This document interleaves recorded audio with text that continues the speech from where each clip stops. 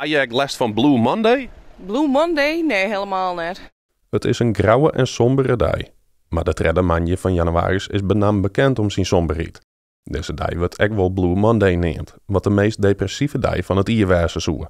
Maar vernemen mensen op stretten er eens echt wat van? Nee, heb ik nooit last van. Nee, eigenlijk nooit, nee. Want weet je wat dat correct inhoort? Ja, dat is dan ben je een beetje bedroefd of zo, hè? Ja, klopt. Ja, maar Johan daar geen last van. Nee, nooit. Het is wel vreselijk gries, maar ik zei het sinds je wel heel fijn wezen dat deze keer komt. Dat maakt het je een stuk fleuriger, maar ja, ik merk er zelf net zo hele vol van. Ik heb er geen last van. Nee, want het is nou een periode dat het wat langer donker is en koud. En Ik vind het heerlijk, ik vind het heerlijk. Ja, wat ken je het wel merken om mensen om je heen? Dat die Ook niet. Ook niet, nee. Ik had er gelukkig zelf net zo last van. Wie ging even jouw weekend de zin opzocht. Maar, wat mijn doel dat we inderdaad dus net lekker vielen.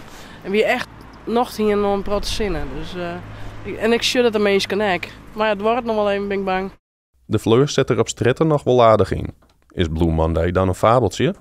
Tiert om naar een expert op het gebied van mentale zoens te gaan. Lifecoach Akkeline de Jong, hoe of zie het nou drukker had. Dat kan ik net zeggen, alleen het is wel zo dat mensen zich vaak somber vielen in deze tijd. Dus dat krijgt op haar weer een beetje in de bekslag. Zo van, nou ja, ik ga weer even geen zin om dingen te doen. En dan denk ik van, oké, dat valt dus wel op, dat stukje.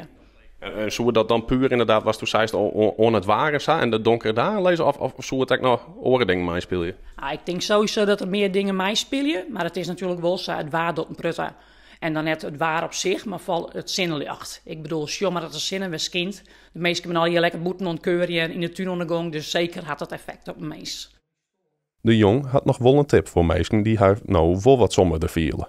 Wat ik altijd belangrijk vind is, zorg je dat je in contact blijft met mensen. Zorg je dat je in verbinding blijft. En dat kan alleen al wezen, we denken vaak grut, maar dat kan alleen al wezen, gewoon naar de winkel.